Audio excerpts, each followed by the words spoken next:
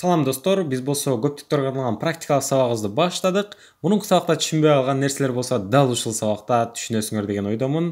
Ал үчүн силер эмне кылышыңар керек? Албетте, жөн гана паузага коюп туруп, менден биринчи чыгарып, ката кетирип, анан катаңарды түшүнүшүңөр керек албетте. Кыскасы, А жана Б көптүктөрү берилген. Суроо А менен Б'нын кесилишинин элементинин саны чоңбу же 3 чоңбу дейт. Макул, A'ныкы көрүнүп турат, -4, -1, 0, 1, 3, 5. Ал эми B'ныкы канча? X бул учурда 5тен кичинекей болуш керек, бирок ал сөзсүз түрдө натурал сан болуш керек. Башкача айтканда, B барабар болушу керек кайсы сандарга? 1, 2, 3, 4 болду. 5ке барабар болбош керек. Бул жакта чек бар. Эми экөөнүн кесилиши деген бул эмне? Ага дагы, Бга дагы тиешелүү сандар. Кайсылар болушу мүмкүн? Албетте, -4, -1, 0 булар Бга кирбейт, анткени Б натурал сандарда. Так, ошондо бизге 1 демек, бул эмнени түшүндүрөт? N А менен Б'нын кесилиши бул 1 деген көптүктү түшүндүрөт. Анан кийин 3 бар. Бул жакта да 3 бар. Дагы болду, башка эчтеке жок.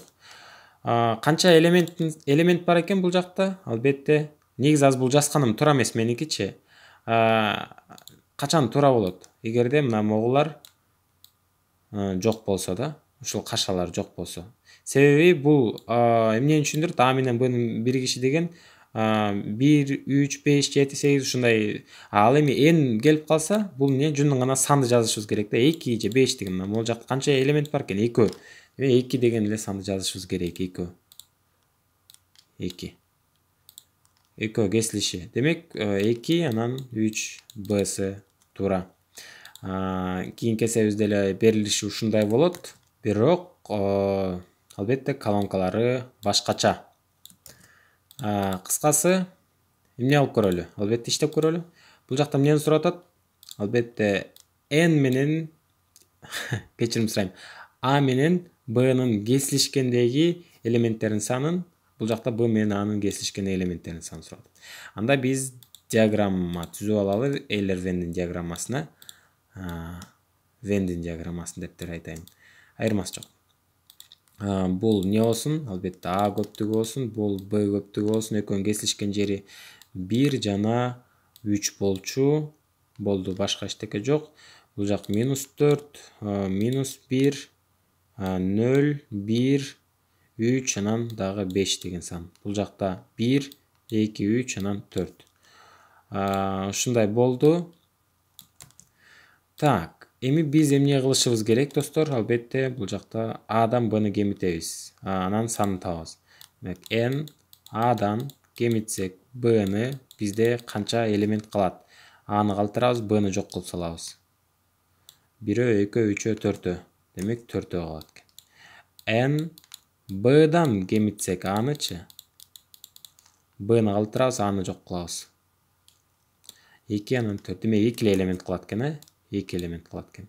Албетте, анда Асы чоң болуп чыкты. Анткени бул жак 4 болду, бул жак 2 болду. Кийинки эсепке өттүк. Үчүнчү эсебибиз деле ушундай берилиши, бирок колонкалардын суроолору ар башка.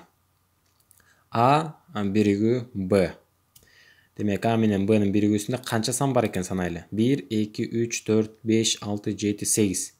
8 сан бар экен. Ал эми NA плюс NB дейт. Ада канча элемент бар? 1, 2, 3, 4, 5, 6 бар. Плюс Б'да 1, 2, 3, 4. Ага 6га 4 кошсок, албетте 10 болот. 10 чоң 8ден, демек Б'сы туура. Кийинки эсепке өттүк. Бул эсепте бизден эмнени сурап атат? А менен Б'нын кесилишинин саны. Демек, А менен Б'нын кесилишинин саны канча экен? 1, 2. Демек, 2-ны жазабыз. 2ге барабар болду бул. Анан n A менен B'ны кемитебиз. Демек, 1, 2, 3, 4, 5, 6 экен. 6дан кемитебиз. 1, 2, 3, 4. 4-тү. N B деген түшүнүктүү, элементтин саны 4 экен. 6дан 4 кемитсек, бул жакта 2 болду. 2, 2 бири-бирине барабар. Жооп В'сы туура. Кийинки эсепке өттүк.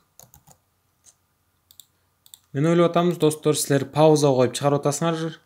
Мени көчүргөндөн же болбосо мени карап эле түшүнсөм болду деп жөн эле өтүп кеткен жоксуңар. Пауза коюп ар бирин оңой болсо дагы, оор болсо дагы чыгарып атасыңар деп ойлойм. Антпесе достор, эми оңой деп коюп өтүп кетсеңер, баары бир анда эч нерсе түшүнө албайсыңар достор. Түшүнүктүү?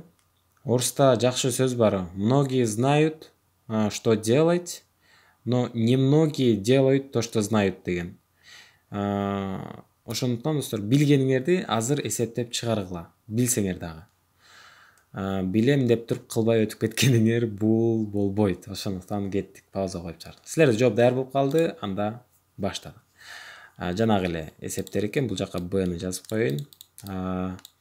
b1, 2, 3, 4 болду. 4кө чейин болчу, 5 кирбейт.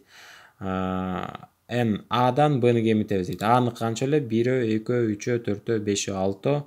B'ныкы 4, 6дан 4 кемитсек 2 чыккан бизде жана эле. A минус B дейт. Диаграмманы мен өчүрүп салгам. Кайра бат-баттан чээ коеюн. Эч нерсе болбойт. Убакыт деле көп албайт. Так. Бул жакта кесилиши 1 анан 3 болчу. Бул жагыбыз B'ныкы 2 анан 4, A'ныкы минус 4, минус 1, 0, 5 болчу. Туурабы? Так. Эми A'дан B'ны кемитебиз. A'дан B'ны кемитсек, бизде 4 элемент калды. B'сы чоң экен. Болду, кийинки эсепке өттүк. Бул эсепти карайлы. Бизде кандай көптүк берилиптир? M көптүгү берилиптир. Анын элементинин саны 23 барар экен. Ошол дагы n көптүгү n көптүгү бул жакта m'дин курамында экен. n камтылат, натурал сан камтылат m'дин ичинде. Анан ошол m'ден n'ди кемитсек 9га барабар болот экен. Бул эмнени түшүндүрөт? Башкача айтканда, мисалы, бул жакта кандайдыр бир диаграмма берилсин, бунун аты m болсун. Анын ичинде камтылат экен эмне? Албетте n деген диаграмма. N деген көптүк. Диаграмма деп кечке сүйлөп диаграмма болуп калды. M көптүгү анан n көптүгү. Жалпысынан алганда m көптүгүнүн саны бул 23кө барабар экен. Ал эми ndики белгисиз, бирок mден ушул мына сарыдан акты кемитип салсак, бизде 9 чыгат экен. Башкача айтканда, сарыдан актан деп эле биз x, y деп белгилеп алсак болот. Мисалы, mди x деп алалы, акты y деп алалы. Же болбосо m n деп эле жазып койсок болот, бирок бизге мындай теңдеме иштегенге жакшы да. X-ка кошсок y-ди, башкача айтканда, бул ак менен баары тең кошсок деген бул жалпы. Канча чыгат экен? Албетте 23 болушу керек. Анан бирок x-тан кемитсек y-ди, mден кемитсек n-ди деген сөз да. Бул деген 9га барабар болуш керек. Мен эмне үчүн башка x, y деп жазып алдым? Болгону бизге теңдеме системасында x, y деп иштеген оңойраак болот да. Так, токтонбой эле кетели. X-ка x-ти кошобуз, 2x болот. Булар кыскарат. 23-кө 9-ду кошсок 32 болот. X барабар 16га. Демек, эгерде биздин x-ыбыз, демек бул жагыбыз 16 болсо, анда y канча болуш керек? Албетте 7 болуш керек. 16га 7-ни кошсок 23 болот. 7 n деген 7 экен. Демек b'сы туура. Кийинки эсепке өттүк. Маселени кунт коюп окуп чыгалы, керектүү сөздөрдүн астын белгилейли, элестеткенге аракет кылалы. 200 адамга дейт, 200 адамга кайсы мобилдик операторлорунун кызматын колдоносуз деген сурамжылоо жүргүзүлдү дейт. Жыйынтыгында 131 адам А мобилдик операторунун, 146 адам Б мобилдик операторунун кызматын колдонору, ал эми калган 8 адам экөөнү тең колдонбоосу. Ушул боосу деген маанилүү сөз. Колдонбойт экен 8 адам. Болду. Сурамжылоого ачкандардын канчасы бир гана Б операторлорунун, мобилдик операторунун кызматын колдонушат дейт. Бны издешибиз керек, Демек бизге эмне керек? Албетте диаграмма керек. Бул мындай болсун, анан бул мындай болсун. Бул Ага жооп берсин, бул Б операторуна жооп бересин. Бул жакта эми кыргызча жазылган, мен англисче жазып көнүп калгам, ушундай жаза берейин, эч нерсе болбойт. Жалпы 200 адамга достор сурамжылоо жүргүзүптүр. Бирок бул жакта 8 адам экөөнү тең колдонбоосу белгилүү болгон дейт. Демек Адан да колдонбойт экен, Бдан да колдонбойт экен. Демек бул эмнени түшүндүрөт? Бул эч кандай ушул көптүктүн ичине кирбейт. Ал болсо ушул 8 адам сыртында турат дегенди түшүндүрөт. Ал эми бул жакта канча болушу керек ичинде? 200 адамдын 8-өө чыгып кетти сыртка, колдонот же бул жакта, же бул жакта, же муну баардыгы биригип 192. Демек А менен Б 192. Могул жакталардын баары 192 адам. Жазайын бул жакка. Так, Аны дагы жана Бны дагы колдонушат экен. Канча? 192 адам. Эми бул жакта бизде белгилүү болгон нерсе А мобилдик операторун канча адам колдонот экен? Албетте 131 адам. Б мобилдик операторун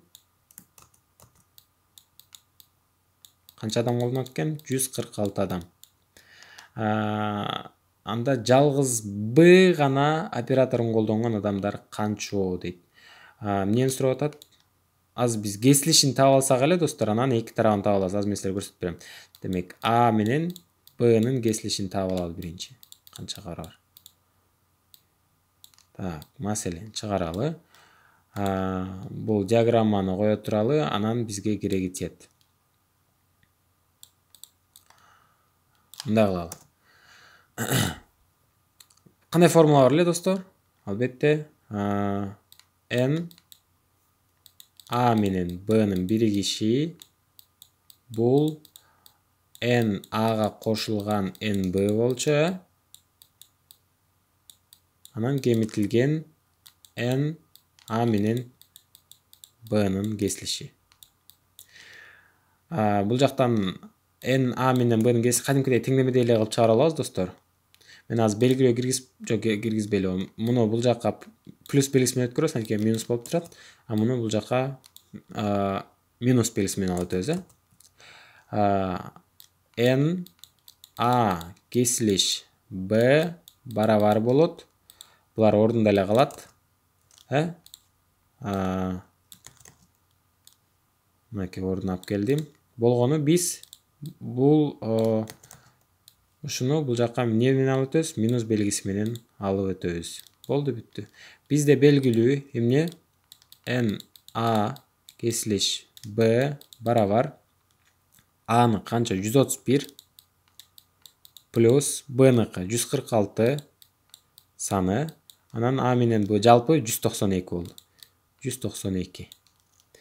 Демек кесилиши канча экен? N А кесилиш Б барабар 85.